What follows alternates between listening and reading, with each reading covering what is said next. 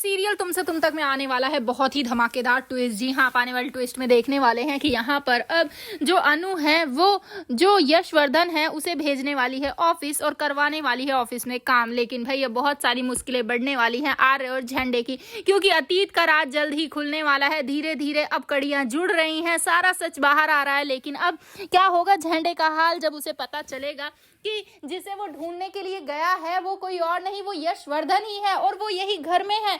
जी हाँ, सीरियल बहुत ही इंटरेस्टिंग चल रहा है, जहां आप आने वाले ट्विस्ट में देखेंगे कि असल में होता कुछ ऐसा है कि यहाँ पर अब जो झंडे होता है वो पता करने के लिए पहुंचा होता है वहीं पर जहां सालों पहले इलाज के लिए गया होता है यशवर्धन। वेल, उन लोगों को लग रहा होता है कि वो जिंदा नहीं है, लेकिन असल में जब वो उस डॉक्टर से मिलता है तो उससे पता चलता है कि वो बच्चा जिंदा था। वो बहुत पहाड़े बोलता था, वो बोलता था कि वो मुझे मार देगा, वो मुझे मार देगा, लेकिन कौन मार देगा ये उसने आज तक हमें नहीं बताया। जिसके बाद हमने पता करने की कोशिश भी की, उसके बाद हम पहाड़ी वाले मंदिर पे गए थे और वहां से वो बच्चा गायब ही हो गया, वो हमें मिला ही नहीं। हमने सोचा उसे अनाथ आश्रम छोड़ देंगे। जिसके बाद अब झंडे वो उस मंदिर में जाता है और वहां पर उसे पता चलता है कि वहां पर ही सिद्धि माता का घर भी है। जिसके बाद अब वो वहां जाकर उस तिजोरी को चेक करता है तो उस तिजोरी में उसे वही फोटो मिलती है जो कि बनाई होती है यशवर्धन ने, मतलब घर पे जो वो चरण है। जिसके बाद अब झंडे समझ जाता है कि ये तो यशवर्धन ही है। उसके बाद अब वो बहुत ही ज्यादा परेशान हो जाता है और सीधा आर्य को फोन करता है और कहता है कि ये लड़का हमारे लिए बहुत ही बड़ी मुसीबत बन सकता है